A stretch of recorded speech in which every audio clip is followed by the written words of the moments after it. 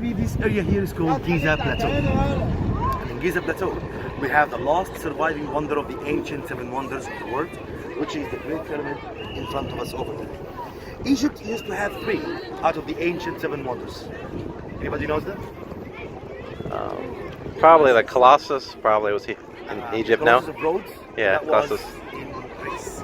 Okay. But in Egypt, we had the lighthouse Okay. called Pharos in Alexandria. Okay. That was built in the Greek period and got also destroyed by earthquakes in the Greek period. Okay. We got the library of Alexandria, which was built in the Greek time and got burned down by the early Christians by the beginning of the Roman time. Okay. And we had the Great Pyramid, only the Great Pyramid, Okay. which was built around 2,500 years before either the lighthouse or the library, but it's still here in Egypt till now as a witness of the glory and the skill of the ancient Egyptian world. Now the pyramid in front of us here was built by a king. His name was King Khufu, or Cheops, as the Greeks call him. Okay. He was the second king to rule Egypt in the 4th dynasty, Old Kingdom, around the year 2551 BC. When he became a king, the cemetery or the graveyard of the kings of Egypt were in the areas of Saqqara and Ashur, south of here. But he decided to make a new cemetery, and in this new cemetery, he wanted a pyramid that can make his name everlasting in the memory of history. So obviously, he got his wish. And his chief architect, whose name was Hendiuno, built in this great pyramid in front of us. It took around 23 years to be finished. 23 years to be finished. It consumed around 2.2 million blocks of limestone. Each block of them, it weighs between 2 up to 20 tons of limestone. So the smallest was weighing 2 tons. The biggest was weighing 20 tons.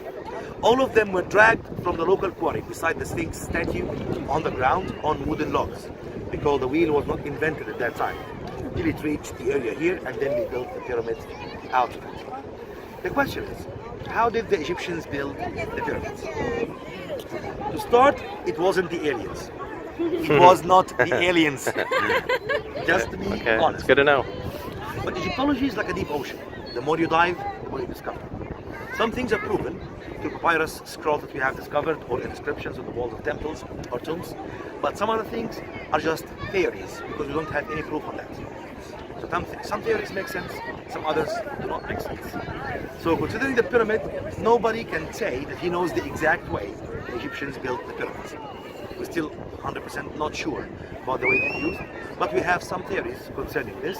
The most one of them that makes sense says that the Egyptians made a spiral limestone way that went around the pyramid, over which they dragged the stones, using oxen or bulls to pull and workmen to push and stabilize the stones. Right?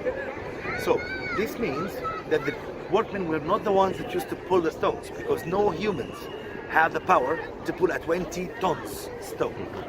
Doesn't matter how many they are. But the bulls, they have 3 or 4 times the power of men. That's why they used it to pull the stones. Yeah. Right? Once they finished building the pyramid, they knocked the spiral limestone way down, and the pyramid is already finished. But the Egyptians did not stop at this point. They continued to make the pyramid a full outer covering, an outer casing of a better quality of limestone called Tura limestone, brought from that chain of hills over there in an area called Tura. It's very close to Maadi, by the way. Right? This means that the pyramid, when it was finished, it used to be smooth and stamped from the outside with the king's titles and cartouches and even colored. So what you can see nowadays is only what is remaining from the original shape of the pyramid. The only pyramid in Egypt that still has remainings out of this outer casing is the second pyramid over there of King Khafra or Khafre, son of King Cheops. You can see it obviously on its top. Right? Now, it was said in lots of documentaries and lots of movies that the pyramids were built by slaves. They were forced to build the pyramids, tortured, imprisoned, or even killed if they refused to participate into building it. This was proved to be wrong. The question is how? First of all, the king in ancient Egypt was worshipped as a god. So building something like this for the king is like making offerings to the god, by which they guarantee that he will be watching over them in the afterlife, and they will be joining his procession in the 12 hours of the night, 12 hours of the day. Doesn't sound like a strong reason. The strongest reason is that right beside the quarry of the limestone, beside the Sphinx statue, we discovered the village of the workmen, inside which we found their cemetery, and in that cemetery we found some of their mummified bodies. Mummification was a very complicated operation in ancient Egypt, and it was so expensive. Only the royalty could do it, the priests and the elite society. A workman at the pyramid site will not be a rich man, because if he was, he would be staying at home, enjoying a cold drink, while spending his money on his mistresses, right? So this proves that the king paid from his own treasury, or the kingdom's treasury, to afford the mummification of the workmen's bodies. And this puts the whole idea of slavery to be wrong. Because if I'm a tyrant, I'm a bad king, and I'm using somebody to make something from me, when he dies, who cares? Throw him away. I'm not going to care about his afterlife or his resurrection, which means I'm not going to preserve his body for that resurrection operation. It was also said that the workmen were killed and buried with the king inside the pyramid so as not to reveal the secrets of the pyramid. This was also proved to be wrong. But let's just go with the flow for like 1 second and see it was true. If this happened, then where are the bones? Bones last for thousands of years. Nothing was found inside the pyramid, not even one bone. Forget about the bones. The king was hungry in the afterlife and he ate them. No big deal. But if this happened, then who robbed the pyramid?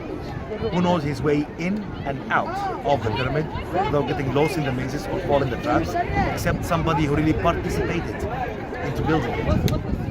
What assured this theory for us that it was the workmen were the ones that stole what was inside the pyramid is the robbery of the tombs of the kings, which were perfectly hidden in the hills of the western bank of Luxor, which is nowadays known as the Valley of the Kings. Despite that they were perfectly hidden, still 95% of them were robbed clean.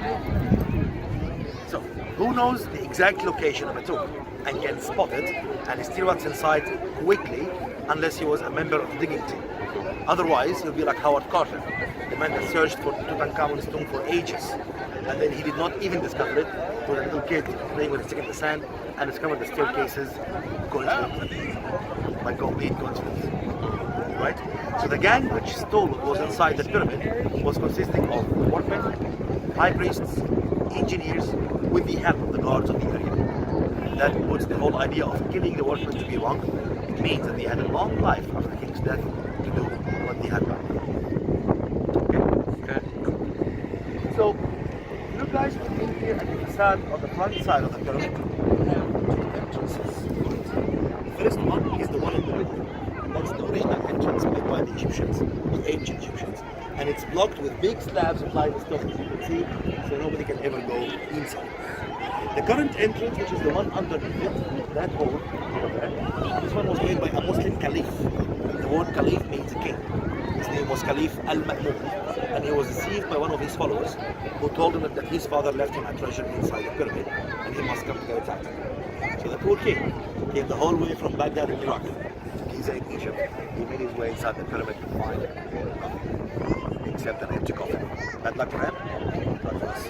So we can see what's inside the pyramid. One last thing before I set you free. It was said, and again when I say that it means that I have no proof whatsoever, but it was said the far top of the pyramid was made out of a mix between gold and silver.